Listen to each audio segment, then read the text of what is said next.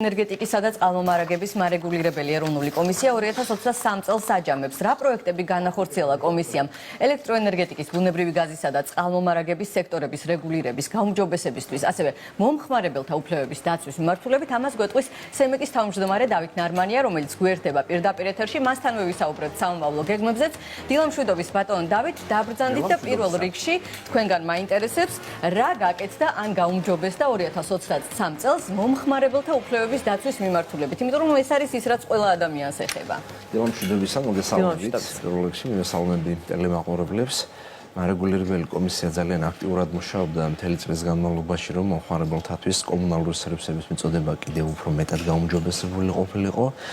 ამისთვის ჩვენ არაერთი ელექტრონული სერვისი დავნერგეთ და დავხვეწეთ. შესაბამისად, ძალიან ბევრი ინფორმაციის თუ ასე ვთქვათ, ქვითრის და ასე შემდეგ მიღება ელექტრონულად შეუძლიათ მომხმარებლებს, ისევე როგორც ელექტრონულად შეუძლიათ მათ გააკეთონ ოპერაციები, 15-ზე მეტი ესეთი ოპერაცია ფიფკის 303 დიეზე სერვისის მეშვეობით ხორციელდება, ისევე როგორც საცხოვრებელი სახლის ბინის გაყიდვის შემთხვევაში თუ ადრე ცალ-ცალკე სამივე კომპანიაში უწევდა მისვლა და კომუნალური მრეწველობის გადაფორმება, დღეს ეს იუსტიციის სახლშია შესაძლებელი და მათთან ერთად ერთი ფანჯრის პრინციპი დავნერგეთ. შესაბამისად, ამანაც გააუმჯობესა მომსახურება.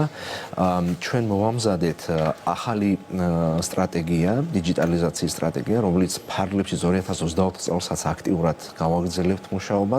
ახლა უკვე ხელოვნური ინტელექტი უნდა ჩავნერგოთ ცხელ-ხაზში, რაც ნიშნავს იმას, რომ სხვადასხვა კომუნალურ კომპანიებში ცხელი ხაზის გადატვირთულობას მოხსნით და როცა აბონენტი მოქალაქე რეკავს, იქ ეს ხელოვნური ინტელექტი ავტომატურად უპასუხებს იმის თაობაზე თუ რამ გამოიწვია ავარია. ხელოვნური ინტელექტზე უნდა ჩაგეკითხოთ, იმიტომ რომ ჩვენ მის შესაძლებლობებზე ყოველდღიურად ახალ და ახალ ინფორმაციას ვგებლობთ. ეს იქნება ავტომოპასუხე რომ გვახსოვს ჩვენ, ანუ ავტომატური რაღაცა ჩაწერილი იქნება, რომელსაც უპასუხობს, თუ მას იქნება ინფორმაცია, რომელსაც მოგვაწვდის ეს კითხვა-პასუხის რეჟიმში. ეს იქნება ძალიან დიდი ინფორმაციის მატარებელი, ვინაიდან მისი დაპროგრამება მოხდება.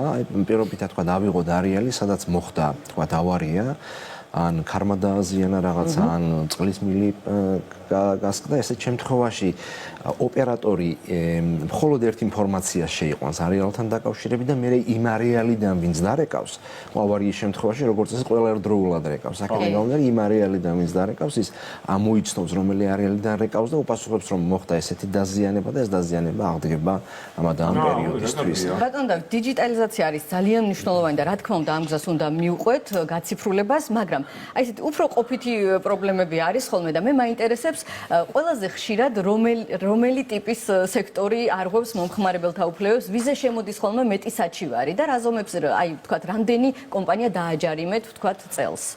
როგორც წესი კომპანიები მიზანმიმართულად ამას არ აკეთებენ, არის მოძველებული ინფრასტრუქტურა, საიდან გამომდინარეც ხშირია დაზიანებები ან უფრო მეტად ჩვენ მოგმართავენ არასწორად დარიცხვებზე, როცა კომუნალურ კომპანია შეცდომა მოსდის, ან ხანდაზმული დავალება თუ არის და ამ დავალებების ჩამოწერა ჭირდება მოქალაქეს. 700.000 ლარამდე ესეთი არასწორად დარიცხული ან ხანდაზმული დავალება ჩამოვაწერეთ ჩვენ 11 თვის განმავლობაში. ამ წელს 320.000 ლარზე მეტი კომპენსაციის სახით დაუბრუნეს ჩვენი, ასე ვთქვათ, წესების შესაბამისად კომპანიებმა აბონენტებს, როცა მათ დაუგვიანდათ გარკვეული სერვისის მიწოდება, მაგალითად ვთქვათ, ახალი მომხმარებლის აბონენტად აყვანა და მიერთება და შესაბამისი სერვისის მიწოდება. ყველაზე მნიშვნელოვანი პროექტები, რომლებიც დაიწყეთ 2023 წელს. 2023 წელს ჩვენ დავიწყეთ მეოთხე ახალი სექტორის რეგულირება კანონში განხორციელებული ცვლილების მიხედვით. სემექს დაემატა მეოთხე სექტორი, ეს არის სასოფლო-სამეურნეო წყალმომარაგების სექტორი, ანუ საირიგაციო წყლის მიწოდების რეგულირება. ამისთვის ჩვენ მოვამზადეთ სასმელი წყლის მიწოდება მოხმარების წესები, ასევე სატარიფო მეთოდოლოგიები და მოვამზადეთ იმისათვის, რომ დავიწყოთ ამ ახალი სექტორის რეგულირება. თავის დროზე წყალმომარაგების სექტორის რეგულირება რეგულირებაც ასე დაიწყო კომისიამ 2008 წლიდან და შემდეგ უკვე განავითარა ეტაპობრივად ეს სერვისები. ძალიან ბევრის გამგსმენია რომ განახლებადი წყაროებიდან მიღებული ენერგია ეს არის მომავლის ენერგია, რომელიც უკვე ინერგება, ხო, საქართველოშიც მათ შორის ამ სემეკის ხელშეწყობა რა არის და ჩართულობა. განახლებადი ენერგიის განვითარების ხელშეწყობის კუთხით უპრეცედენტო წელი იყო, გარდა იმისა, რომ მთავრობამ თავის კუთხით 300 მეგავატზე გამოაცხადა აუქციონი და დააკონტრაქტა ახალი ენერგიის წყაროები. რეგულირებელი კომისიის რეგულირების ნაწილში ეს არის 9 მეგავატამდე სიმძლავრის მზის პანელები, მცირე ხარის სადგურები, მიკროელექტროსადგურები. ამ ნაწილში 25 მეგავატი ახალი ენერგია შეემატა ქვეყანას. ჩვენ თავის დროზე ეტაპობრივად განვავითარეთ ეს მარეგულირებელი ბაზა, ხელშემწყობი მექანიზმები დავნერგეთ და ამან გამოიწვიეს, რომ ძალიან ინტენსიურად, იგივე თქვათ 2022 წელს, 2023 წელს კიდე უფრო აი მოლოდინები რა გაქვთ ახლა მომდევნო წელს? 60 მეგავატია უკვე დადგმული სიმძლავრე მზის პანელების სახით და აქედან მხოლოდ 25 მეგავატი 23 წელს შეიქმნა. მოლოდინი არის ის, რომ მომდევნო წელს კიდე უფრო გაიზრდება. ის ასე თქვათ კვოტა და ზღვარე რაც იყო დაწესებული 4%-ის ოდენობით მთლიანი ჯამური ასე თქვათ ქსელში ინტეგრირებულისა ჩვენ ამის ტექნიკური შესწავლა განვახორციელებთ და გავზარდეთ 4-დან 8%-მდე, რაც ნიშნავს იმას, რომ მინიმუმ ერთი ამდენი მიკროსიმძლავრის სადგურები შეიძლება ინტეგრირდეს გამანაწილებელ ქსელში. მთლიანობაში ქვეყანას საქართველოს რა რესურსი აქვს? აი ამის თქმა ესე წინასწარ და განსაზღვრა შესაძლებელია? ჩვენ ვართ ძირითადად ჰიდროქვეყანა, ანუ ჩვენი მთავარი საბაზისო მაინც ჰიდროენერგიაა, რომელიც არის ფუნდამენტი, ხოლო სხვა ენერგიის წყაროები ეს არის ზედნაშენი, იგივე მზის ენერგია, იგივე ქარის ენერგია და სხვა ენერგია. რატო ვამბობ ამას? იმიტომ რომ ჰიდროენერგია არის სტაბილური და სხვადასხვა მოხმარების პერიოდში სახელმწიფო ელექტროსისტემას შეუძლია ეს პროცესები ძალიან კარგად დააბალანსოს და არეგულიროს.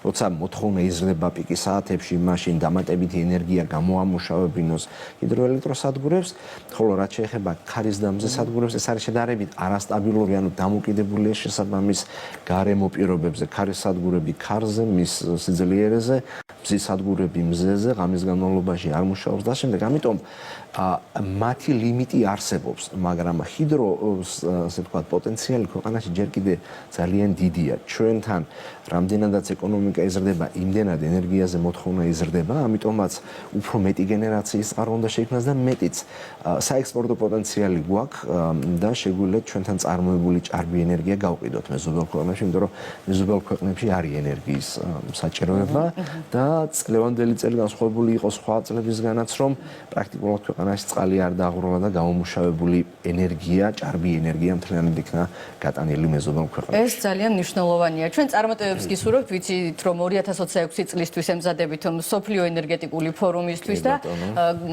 გისურვებთ წარმატებებს მოკლედ ამ და სხვა მიმართულებითაც. დავით ნარმანია, სემეკის თავმჯდომარე იყო იმედის დილის სტუმარი.